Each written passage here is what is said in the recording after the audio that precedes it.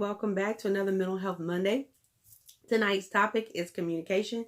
It's me, Tiffany, from Tiffany Empowers. I am a licensed master social worker, or LMSW, or a therapist, whichever one you prefer, and we're going to jump right into it. Tonight we're going to start off with just some basic definitions of what we're going to talk about, which is communication and style. So communication is the imparting or exchange of information or news, and a style is in the manner of which you're doing something. So basically, put the words together, communication style is the way you tell the news, the way you communicate, the way you impart information. So everybody has their own style. There are 3 types we're going to talk about. I want to make sure I'm dedicating a good amount of time to each.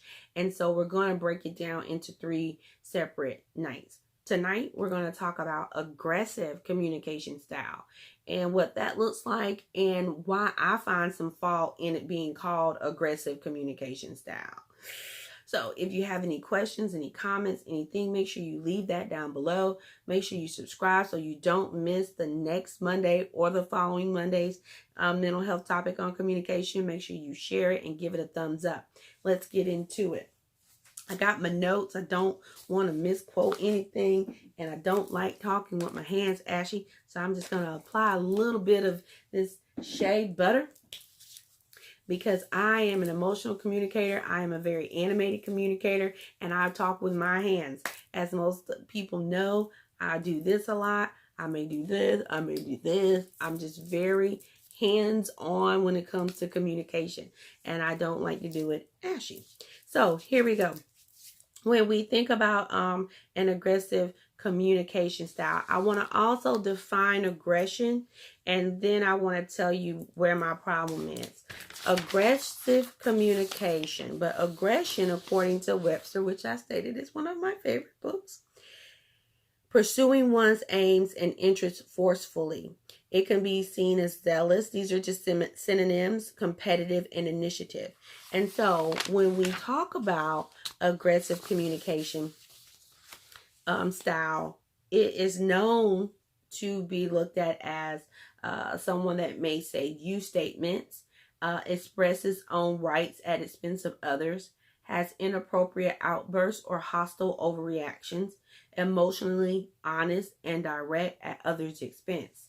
The feeling, those are the behaviors that are displayed. The feelings that result from that, anger, then righteous, maybe superior, resentful, possibly guilty later, and then animal that's associated when you think of this form of communication is typically a lion. It might be powerful, mighty, strong, threatening while violating the rights of others. And that is where I have a problem, where it says violating the rights of others. I don't think that's an aggressive communication style according to just basic working definitions of it, because again, we just saw that aggression can be a form of an initiative or a competitive thing, or it's just my way of pursuing something. I'm going to aggressively attack my problem. That doesn't mean I'm going to violate the rights of others to get what I need done. If I am violating the rights of others when it comes to communication, I am not an aggressive communicator. I am an abusive communicator. And that's where I went off a little bit on there, because I don't totally agree with calling it an aggressive communication style. I think this is abusive.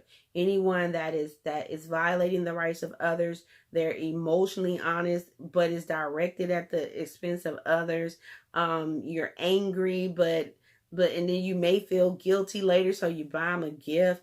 Things like that. That is not aggressive. That is just straight out, flat out abusive. And if you are in any of these types of relationships or if you are a communicator of this magnitude, I would highly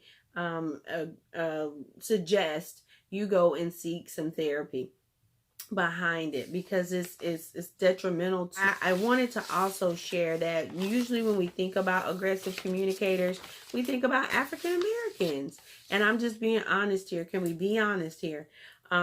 Emotional. That's where that emotionally honest thing comes from.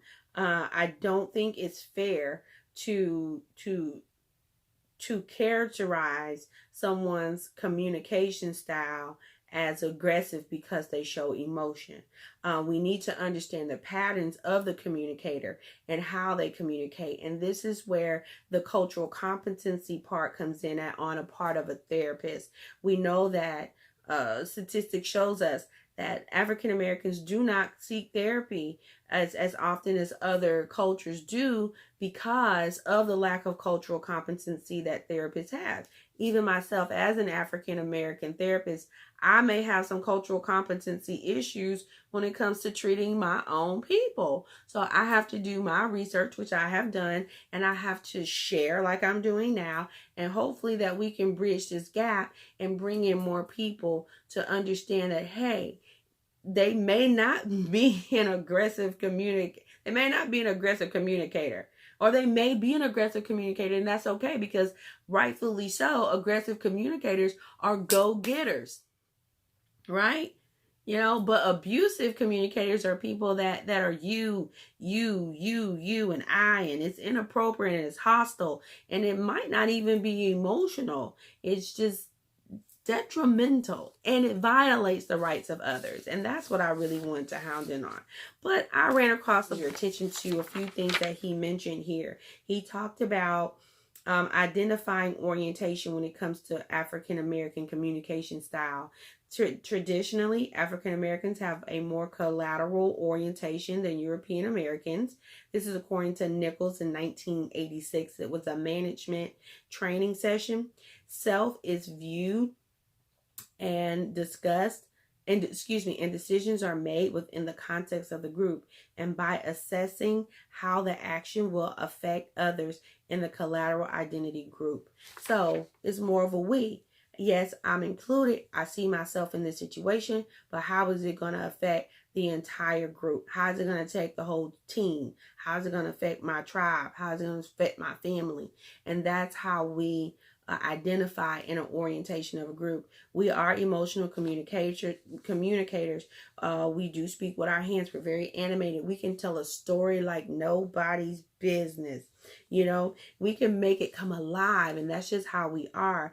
And according to the research, it says that communication that is presented in a neutral or objective way is seen as less credible, and the motives of the speaker may be questioned. The assumption is that if you believe something, you will advocate for it. Truth is established through argument and debate. Conversation style is provocative and challenging, and the intensity is focused on the validity of the ideas being discussed.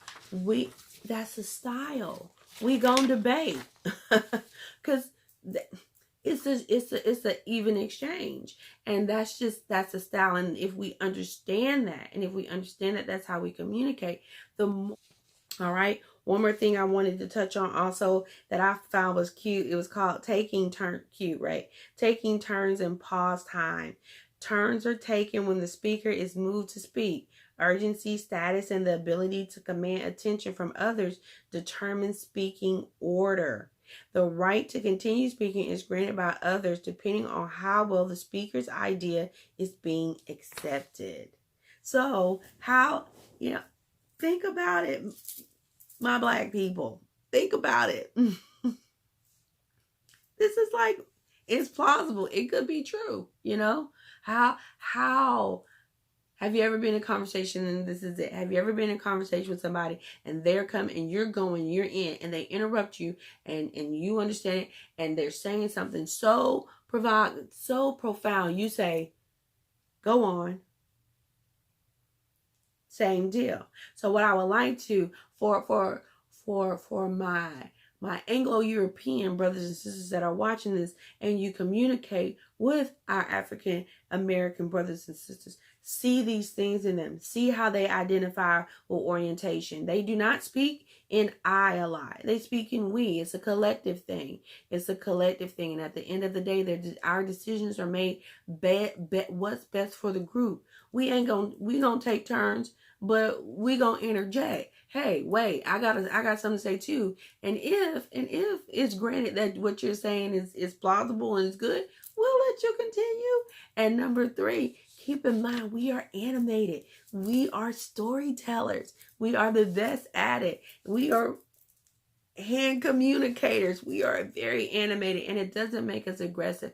It doesn't make us abusive. It just makes us passionate about what we're talking about.